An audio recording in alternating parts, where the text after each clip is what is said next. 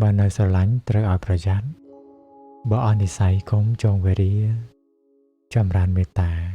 កុំបៀតបៀនគ្នាព្រួញពឹសខ្លាចជាមេលាបុប្ផាបើនៅស្រឡាញ់ឲ្យអភ័យទៅកុំនៅរ៉ាំរ៉ៃដោយរោគលំបាកតែខ្លួនឯងតើបើអស់ស្រឡាញ់ហើយ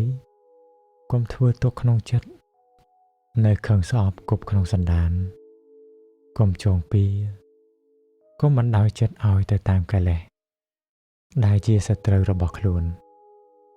បើចិត្តយើងបានទូមានល្អហើយអ្វីៗក៏ល្អមករកយើងដែរដោយសភាវុធរបស់មាបានក្លាយជាមេលាបូជាព្រះពុទ្ធដូច្នោះឯងនៅក្នុងធម្មត្ថវៈវគ្គទី19នៃព្រះគាថាធម្មបទ